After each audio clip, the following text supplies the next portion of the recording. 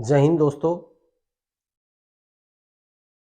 अभी जो हमारे सेना की तरफ से जो कॉन्फ्रेंस हुई थी, उस कॉन्फ्रेंस को देखते हुए ऐसा लगने लग गया कि हमारी सेना भी राजनीतिक प्रेरित हो चुकी है। जितनी भी बातें हमारे जनरल पुरी ने बोली, वो सब सरकार की तरफ से बोली गई है, ना कि सेना की तरफ से।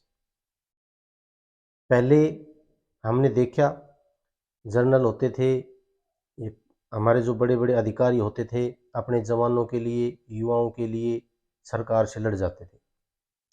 लेकिन आज पहली बार देखा है कि सरकार की तरफ से सरकार का नुमाइंदा बनके और प्रेस कॉन्फ्रेंस की गई।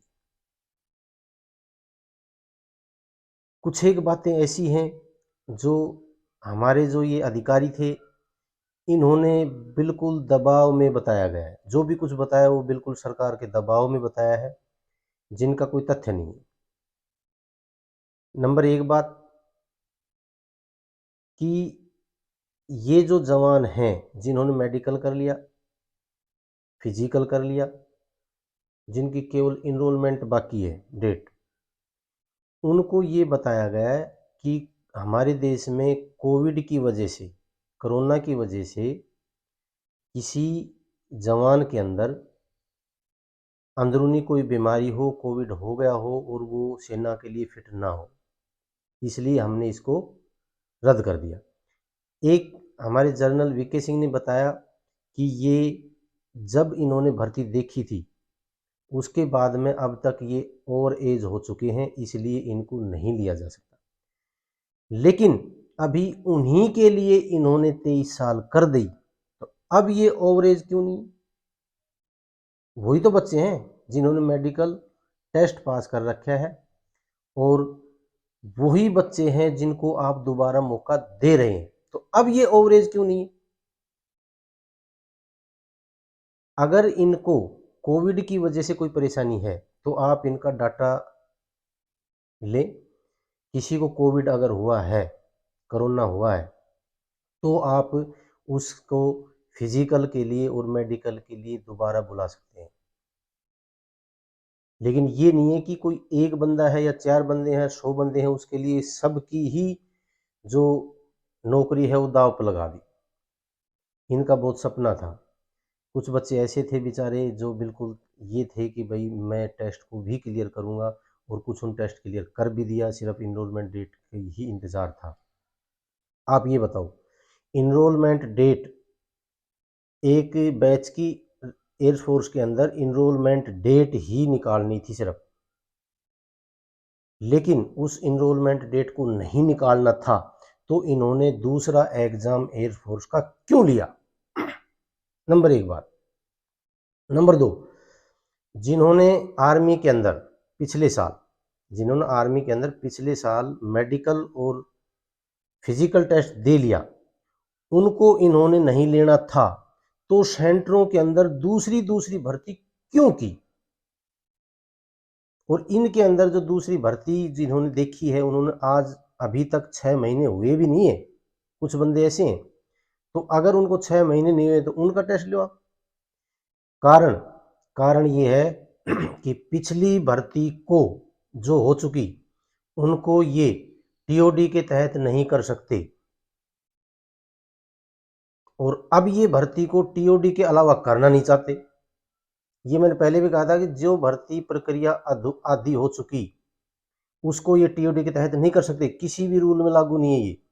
अगर ये उस भर्ती को टीओडी के तहत करते हैं तो ये खुद फंसते हैं, तो इसलिए इसको ये टीओडी के तहत नहीं करेंगे। दूसरा,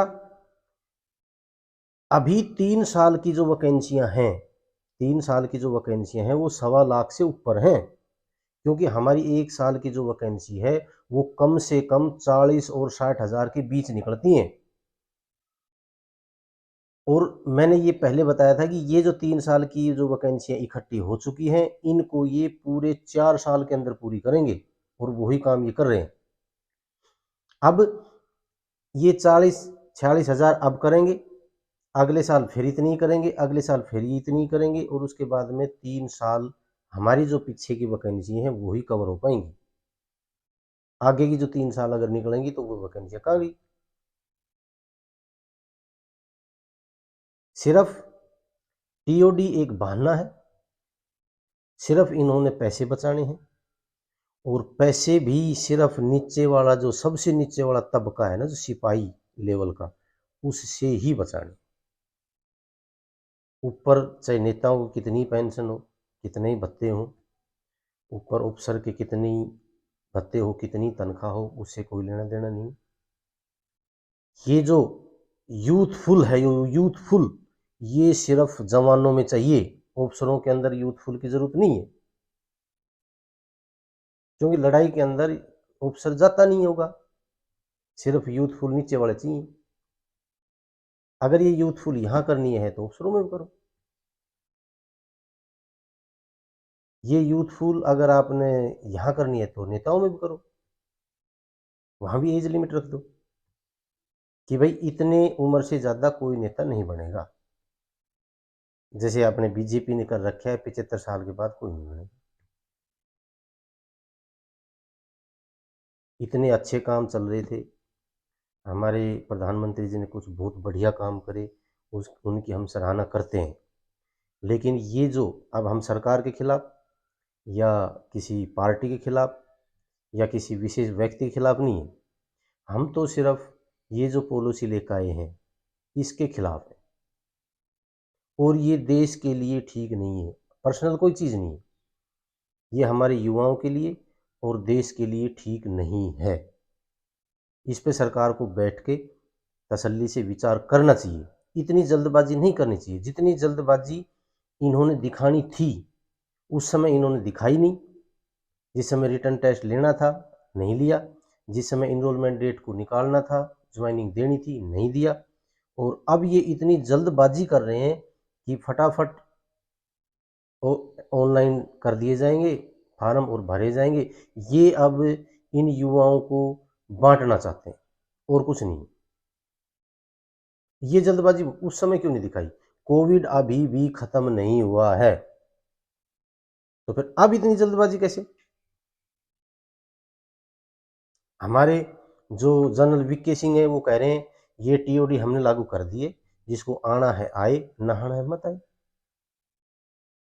इसका मतलब कहीं ना कहीं आपने फौज को और छुपा रखा है कि भाई ये बच्चे हमारे देश के नहीं आएंगे तो कहीं से और लाएंगे, और उसके बाद में यहाँ भर्ती किया जाएगा और वो देश को चलाएंगे। कुछ ना कुछ तो दिख रहा है। उसके बाद में हमारे जो सेंटर हैं उनके अंदर अब भर्तियां होंगी या नहीं होंगी, कोई क्लियर नहीं है। एक्स सर्विसमैन के जो बच्चे हैं वो सेंटरों में भर्ती देखेंगे या एआरओ के अंदर भर्ती देखेंगे, और जो हमारे एक्स सर्विसमैन हैं उनका जो कोटा था वो कोटा तो ये दे देंगे, लेकिन उस कोटे के अंदर कैंची लगेगी। लगेगी क्यों? जितने बच्चे हमारे यहाँ सेंटरों से आर्मी इसके एक्स सर्विसमैन के बच्चे लगते थे वो एआरओ में नहीं लग सकते। और ये बातें किस लिए हो रही हैं?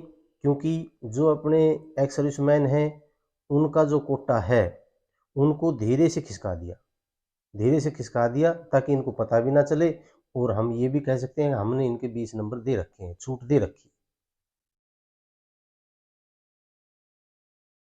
मैंने ये पहले बताया था कि किसी प्रकार की तोड़फोड़, किसी प्रकार की आगजनी ना करें, आपका आंदोलन कमजोर पड़ेगा, और वो आपने कर लिया। आप शांतिपूर्वक बैठते, तसल्ली से करते। इतनी हावड़ तावड़ के अंदर, इतनी जल्दबाजी के अंदर आपने ऐसा काम कर दिया कि कोई भी आदमी आपके साथ आने में 100 बार सोचता है। ये देश चलाने का ठेका सिर्फ नेताओं का नहीं है, ये हमारा और आपका भी है। और ये आगजनी या लूटपाट या इसको पत्थरबाजी इससे नहीं चलता है। शांतिपूर्वक, हमारा देश एक संवैधानिक देश है और इसके अंदर आपको घबराने की जरूरत नहीं है। आप आंदोलन भी कर सकते हैं, आप धरना प्रदर्शन भी कर सकते हैं, लेकिन शांतिपूर्वक। आपके साथ सब आएंगे। एक इन्होंने और कर दिया कि भाई जो ITI वाले हैं उनको 1 साल वाले को 30 नंबर, 2 साल वाले को 40 नंबर और उसके बाद डिप्लोमा 50 नंबर।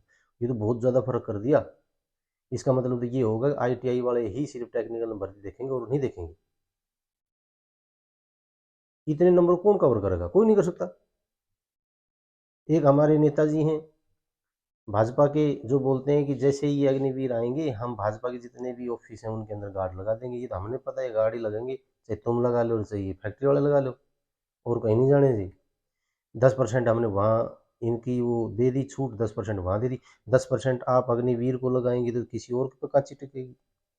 वो नहीं लगेंगे, इनकी जगह जो लगने थे वो नहीं लगेंगे। बात उसकी उधर है तो देश का ही सैनिक है, तो देश का ही नागरिक हो। उनको हटाओगे इनको लगाओगे, इनको लगाओगे उनको हटाओगे। आप ऐसे कर दो ना कि 10% स्पेशल वैकेंसी इस महकमे में निकालेंगे, 10% इस महकमे में निकालेंगे। आप करके दिखाओ स्पेशल वैकेंसी अलग से। मान लो आपकी 1 लाख वैकेंसी तो 1,10,000 हम निकालेंगे, ऐसे कर दो। इनके पास में सिर्फ एक ही मुद्दा है कि ये पैसे कम किए जाएं, जो अपना रक्षा बजट है उसको कम किया जाए। किस तरह किया जाए, तो यही एक जरिया निकाला है इन्होंने, और ये बहुत गलत है। अगर ये पैसे पे कांची टेकने वाला जो काम था वो सिर्फ एक इंडियन आर्मी पे ही क्यों लागू हुआ? और भी बहुत महकमे हैं, आप वहाँ कर सकते हो।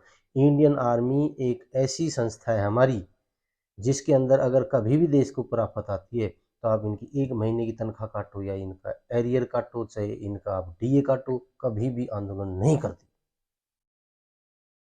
जब देश के ऊपर कोई बात आती है तो हमेशा तैयार रहती है, और आज इन्हीं के ऊपर सरकार ने कांची का लगा दी।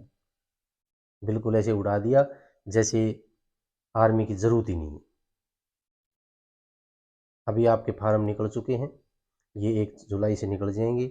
जिस भी भाई को भरना है वो भरेगा, जिसको नहीं भरना है वो नहीं भरेगा। इसमें कोई जोर ज़बरदस्ती किसी की है नहीं, बाकी वो आपकी समझ है।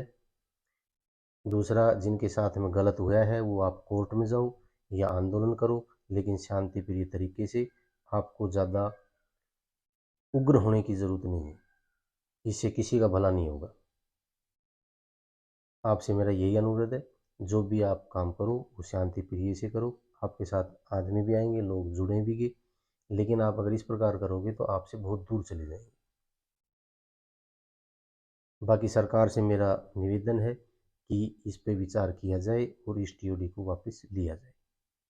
जय हिंद, जय भारत।